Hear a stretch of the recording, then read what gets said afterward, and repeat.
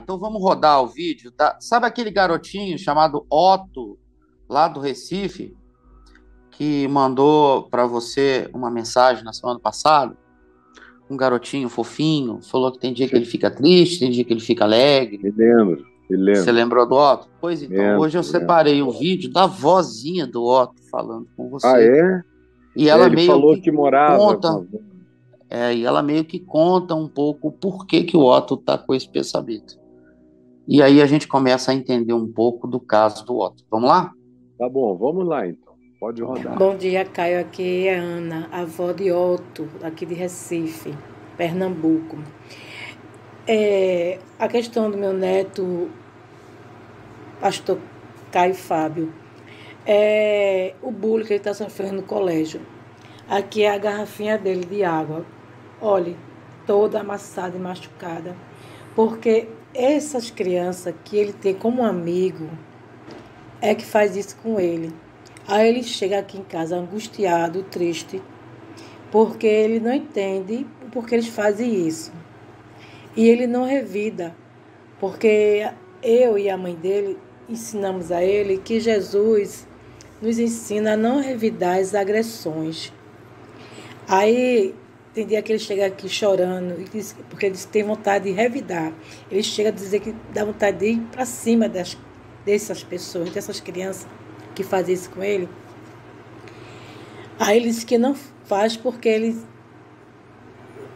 a gente ensina ele não fazer isso, em nome de Uhum, Jesus. Que eu digo, a gente diz a ele uhum, para ele conversar com os amiguinhos, a gente já falamos com os professores, tudo lá. Mas as crianças às vezes repetem fazer isso. E ele fica uhum, muito angustiado e triste por causa disso. E eu estou aqui para te pedir, Caio Fábio, me ajude a orientar uhum, o meu neto em relação a ele não revidar essas agressões, como ele quer revidar. Né? Que uhum. ele às vezes dá vontade de ir para cima deles.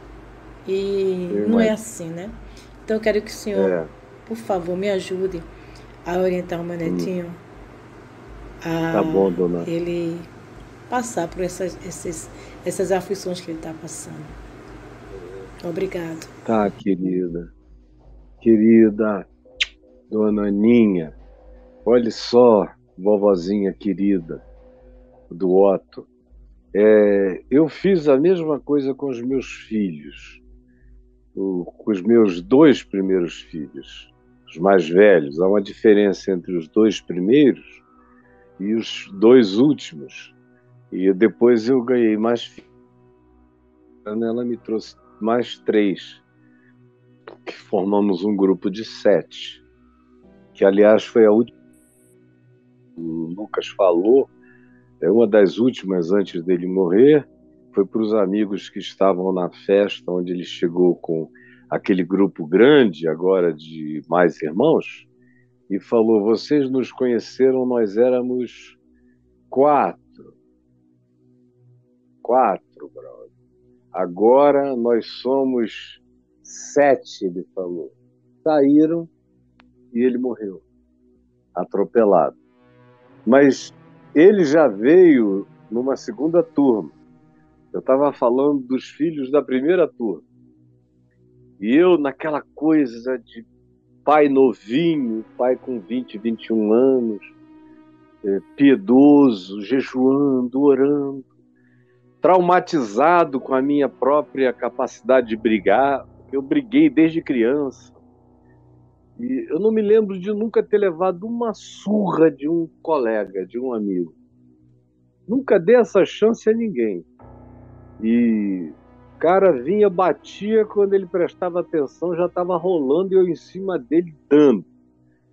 E depois que eu fiquei maior e fui treinar jiu-jitsu e não sei o que, aí eu fiquei indigesto demais.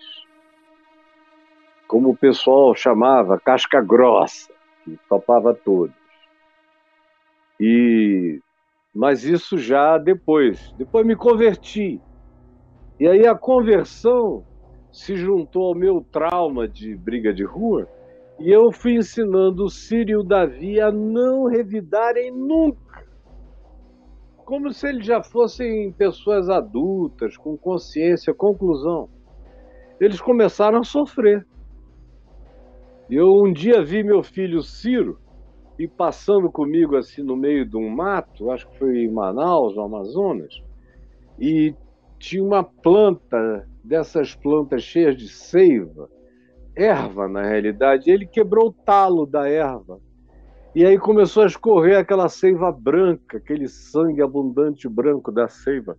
E ele parou e chorou, falou, meu Deus, eu sangrei a planta. Aí eu olhei aquilo, ele estava com 8, 9 anos, eu falei, não, eu estou criando esse menino errado. Eu falei, olha, filho, eu sei que eu ensinei sensibilidades para vocês, e eu expliquei tudo que eu vim ensinando até aquele dia. Eu falei, mas hoje eu me preocupei. Eu estou achando que eu estou exagerando, vocês não tinham maturidade ainda para aprenderem a não reagir. Porque a pessoa tem que aprender, viu, dona Ana? A pessoa tem que aprender a não reagir depois que ela aprendeu a agir. Aí ela aprende a não reagir. Aí eu mudei completamente o meu tratamento em relação a todos os meus filhos. E fui. Quem quis entrar em aula de jiu-jitsu, eu coloquei. O mais velho não gostava, ele gosta de levantar peso, está forte a beça. Duvido que alguém fosse querer fazer bullying com ele depois de um tempo, porque ele sempre foi forte e sempre teve uma atitude, ele desenvolveu uma atitude veemente, veemente. Ele é manso, doce, mas não provoque, porque ele não precisa nem te bater, ele te come com uma olhada dele que te atravessa. E ele tá uma tora de músculo. Nunca brigou na vida, mas também ninguém tira onda com ele. O meu filho Davi andou trocando uns tapas por aí, mas eu coloquei no jiu-jitsu, ele aprendeu a se defender. Se ele quiser, ele não precisa nem bater, mas apanhar ele não apanha. Ele é um homem já de 45 anos, atleta, resistente. Botei o meu filho Lucas, ficou uns 2 anos no jiu-jitsu com o Reilson Gracie lá em Boca Raton. Ficou até bom e era inteligente. Eu vi como ele estava habilidoso. Quando ele quis me mostrar as habilidades dele de jiu-jitsu, eu vi como ele estava se defendendo legal mesmo. E ele lutou com o irmão dele, o Davi, lá em casa. Eu preparei a sala para eles fazerem um treininho. E o Davi teve que jogar por baixo, ele jogou por cima, atacando o Davi, que é mais velho do que ele. Quando acabou, o Davi disse, moleque, você tá bom a beça. Mas ninguém também ficava de bullying. E os filhos que eu herdei da minha mulher, que são meus filhos hoje, todos 2 homens foram para o jiu-jitsu. Quando a gente morava em Copacabana, todos 2 foram lutar, aprender jiu-jitsu, aprender a se defender e a não ter medo de homem nenhum. E as 2 meninas, nunca precisaram de luta porque nunca levaram desaforo para casa. A minha filha Juliana, minha caçulinha princesinha, que tem hoje 38, meu Deus, ela com 6, 7, 8, lá no condomínio onde a gente morava em Niterói, as garotas vinham tirar onda com ela, dizia, não me importuna, não faz isso comigo não. Continuavam querendo bullying, ela metia, mas metia bem metido no meio da cara. Caía em cima, enfiava o rosto na areia. Iam chorando lá para casa. Os pais, sua filha, reverendo, bateu na minha. Eu digo, olha, eu não sei se você vem acompanhando, mas fui eu que falei para ela meter a mão na tua filha, porque já tem meses que a tua filha vem fazendo isso. Como eu não quero falar contigo e nem queria que você tivesse vindo aqui falar comigo, são só 2 crianças, deixem que elas se entendem. Tá bom, fulano? Sei o nome dos 2 até hoje. Acabou. Acabou mesmo. Meu filho Lucas não era muito de briga, mas ele perdia a cabeça assim com facilidade e partia aí as pessoas, quando viam aquele cara correr com olho de tigre na cara, nos olhos, saíam na correria. Então ele nunca precisou praticamente disso. Agora, depois que eles já sabiam agir, foi que eu comecei a dizer como é que eles tinham que fazer para não reagir. Que foi o que aconteceu comigo. Agora eu quis inverter a ordem. Meu pai me ensinou primeiro a agir. Dos 5 anos de idade em diante, todo sábado e domingo ele me botava para lutar com meus primos ou com os filhos dos caseiros, do pessoal que trabalhava no nosso sítio. Foi ótimo para mim. Fui endurecendo tudo, fui aprendendo. Eram todos mais velhos do que eu, fui aprendendo a lutar com o mais forte, o que deixa você mais rígido, mais safo. E nunca levei uma surra na rua. Quando eu mudei para Copacabana, com 11 anos de idade, fizeram bullying comigo na primeira semana. Meu sotaque amazonense era muito forte. Professora presente, quando ela dizia Caio, e todos os meninos se jogavam no chão juntos, ela dizia Caio, aí todo mundo... E eu ainda pagava outro mico, que eu levantava a mão, como se fazia em Manaus, no Amazonas, e dizia presente, professora, não era presente, como no Rio, era presente. Ou eu vou botar, ou então era fecha a porta, onde todo mundo dizia fecha a porta. Qualquer coisa, qualquer mudança fonética. No dia que a professora perguntou, vocês sabem como vende farinha? Eu levantei a mão. Eu comprava tanta farinha em Manaus para minha mãe ir até a esquina, no bar do seu Raimundo, na mercearia do seu Raimundo, comprar farinha de todo tipo. E eu sabia, porque no Amazonas, farinha era vendida por litro. Diziam, vai e me compra 1 litro, 2 litros de farinha. Então botavam no medidor que era 1 litro e aquilo caía pelo funil e você trazia 1 litro, 2 litros, 3 litros de farinha, litro de arroz, litro de feijão. Aí eu levantei a minha mão amazonense e falei, eu sei, professora. Ela, como? Eu falei, litro. Aí tinha um carinha lá, que era o mais assanhado de todos, caiu na gargalhada, é burro, litro, litro. Falei, hoje eu pensei, acabou o prazo para você, garoto. Apertou a campainha, pi, a gente ia saindo para o recreio, quando chegou assim, perto de escada para descer, eu falei, ei, você aí do litro, quando ele olhou para mim, mas eu dei um. E eu já sabia dar soco há muito tempo. Menino de 11 anos não sabe dar soco, mas meu pai comprava luva de boxe, botava aparelho para a gente bater, treinar com as duas. Sabia o que era um cruzado, um jab, sabia como provocar o cara com a esquerda e entrar com uma direita cruzada para valer. Sabia como um cacete no fígado brocha. Sabia tudo sobre esses negócios, mas dei. Saiu rolando, quando ele caiu no intervalo entre o primeiro e o segundo, foi lá, levantei e dei outro. Rolou até o último piso. Falei, agora abre a boca de novo, que você vai ver como eu vou estar presente na tua vida, seu idiota. Pronto. Acabou o bullying, nunca mais. Quando eu mudei de escola de novo em Niterói, quiseram ensaiar um bullying. Aí eu falei, olha, você gosta de jogar bola? Aí o cara gosta. Onde eu cheguei na minha vida, eu jogava bola melhor do que todo mundo. Queriam me levar para ser jogador profissional. Era muito bom de futebol mesmo. Eu disse, então a gente vai se encontrar na quadra. Vamos ver se você é bom. E na quadra eu dava um baile. E se o cara tirasse onda, eu dava ali uma banda. Acabava, virava logo. Todo mundo queria ser meu amigo. Então, por favor, deixa o Otto revidar enquanto o Otto tem idade para revidar. Porque daqui a pouco ele vai estar garotão, aí isso pode ficar mais perigoso. É melhor ele revidar enquanto ele pode. Enquanto é coisa de garoto. pegue esse meu recorte aqui quando sair e passe e assista com ele. Ele diz que tem vontade. Isso já é a primeira coisa boa, ele não tem medo.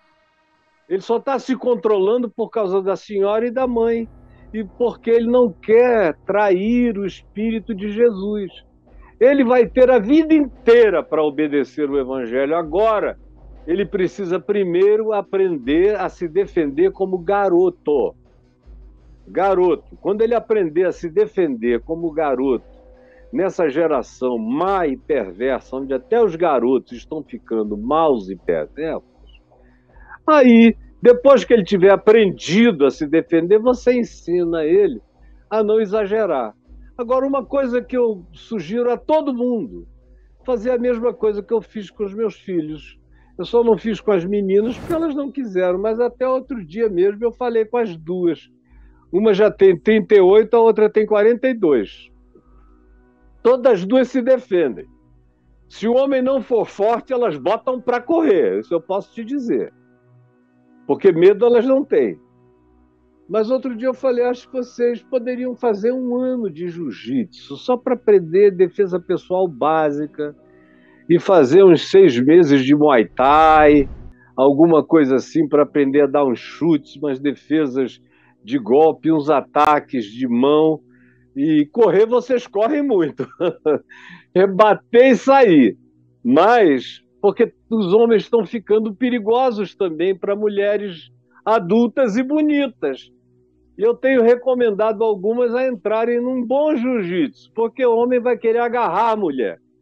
E é no agarrado que os homens vão dançar. Numa mulher que saiba um bom jiu-jitsu, o cara vai ser triturado sem saber como foi que as alavancas funcionaram. Então, a minha sugestão humana, amiga, companheira, de avô, é assim que eu faço com os meus netos hoje. Não, fez, manda ver de volta. Não tenha medo. Veja se meu neto Matheus, que está aqui, se alguém faz bullying com ele, ninguém faz. Agora, ele é bom de todos os tipos de esporte. Uma pessoa muito esportiva, em geral, sofre menos bullying. Uma pessoa assim, muito crentezinha, garotinho, que fica na sala, no intervalo, que não vai para brincadeira, que fica lendo, ou que fica quieto, ou com medo de ser molestado, por isso não sai, não brinca, não se expõe, não gargalha, não ri, não faz parte, sofre bullying. Os que vão para dentro não sofrem. Então, diz para ele me ouvir aqui, e assim, se você e sua filha puderem, aí na sua cidade, em toda a cidade do Brasil hoje em dia, tem alguma boa academia de jiu-jitsu. Coloque o garoto, ele vai aprender, mas...